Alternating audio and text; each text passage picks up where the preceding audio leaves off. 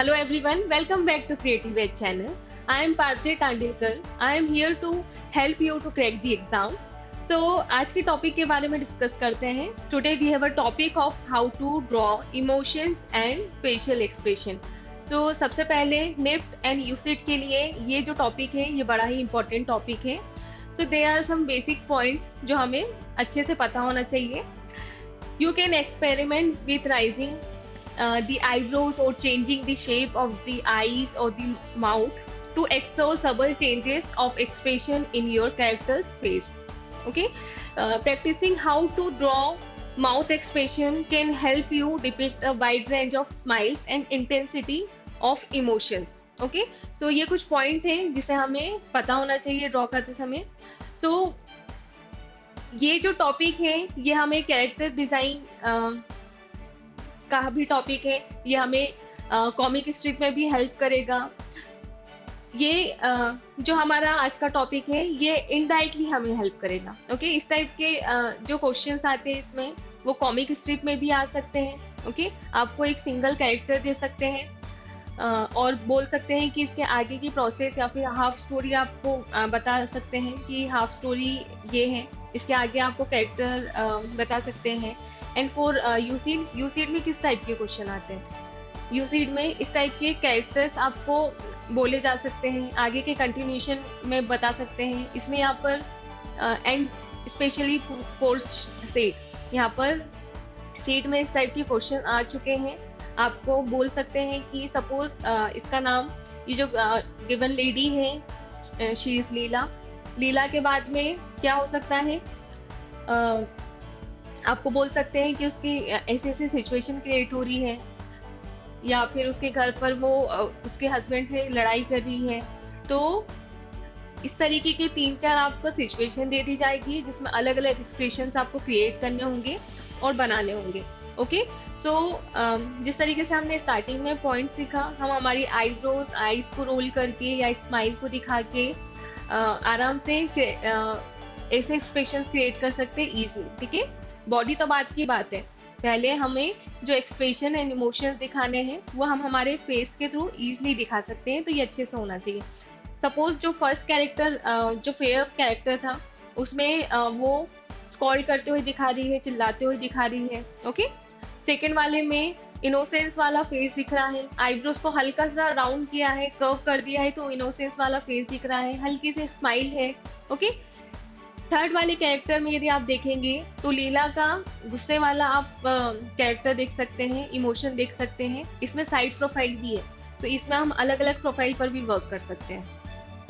Next आते हैं, ये जो कैरेक्टर है इसकी अच्छे से प्रैक्टिस करिएगा क्योंकि कहीं ना कहीं ये हर किसी टॉपिक से रिलेट करता है. सपोज ये जो कैरेक्टर डिजाइन है जो हम सीख रहे हैं अलग अलग इमोशंस के साथ में, एक्सप्रेशंस के साथ में, ये आपको मैस्कॉट में भी काम आएगा. निफ्ट के लिए मैस्कॉट बहुत इंपॉर्टेंट है. प्लस ये कहीं ना कहीं यदि आप इसे पोस्टर डिजाइन में ऐड करना चाहें तो उसमें भी कर सकते हैं. ओके, या फिर बुक कवर डिजाइन में भी कुछ इस टाइप का हम, यदि टॉपिक थीम इससे रिलेट करता है तो इस टाइप का कैरेक्टर डिजाइन कर सकते हैं. प्लस कॉमिक स्ट्रिप में तो हम कर ही रहे हैं. ओके, सो इस टाइप के एक्सप्रेशंस पे यदि हम काम कर लेते हैं आइज के थ्रू या फिर माउथ के थ्रू तो काफ़ी अच्छे से हम इसमें कमांड कर सकते हैं.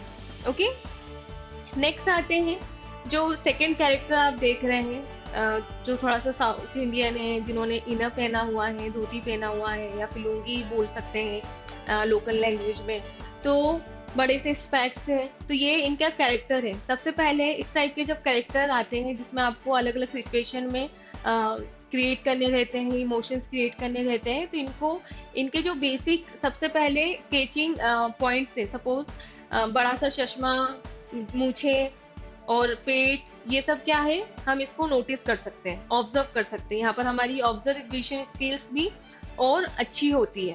ओके, सो इस टाइप के हमें कैरेक्टर्स क्रिएट करना है with the help of rolling eyes, smiles. Okay,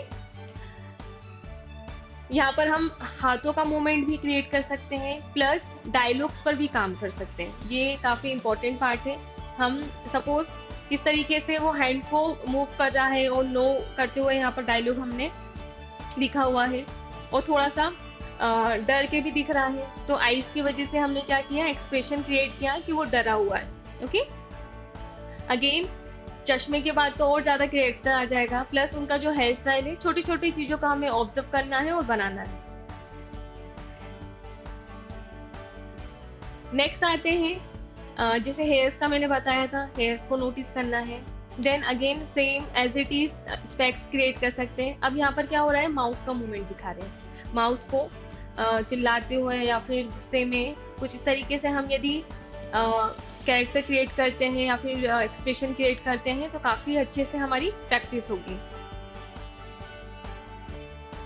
plus जो आपने यदि मेरा प्रीवियस वीडियो वॉच किया होगा तो उसमें मैंने काफी अच्छे से शेप्स के हेल्प से कैरेक्टर डिजाइन करना सिखाया। बेसिक ज्योमेट्रिकल शेप से हमें पर्सनैलिटी डिपिक्ट करना आना चाहिए। ओके, इस टाइप के क्वेश्चंस भी आते हैं। आपको बोला जा सकता है कि आपके मैथ्स टीचर का आपको पर्सनैलिटी डिपिक्ट करना है by the help of geometrical shapes, तो उनका सपोज ट्राइंगल जो होता है वो एक क्लेवर नेचर को डिपिक्ट करता है, जो कर्व होता है या फिर सर्कल होता है वो इनोसेंस काइंड नेचर को डिपिक्ट करता है। तो इस तरीके से हमें अच्छे से और इमोशंस में कमांड करनी है।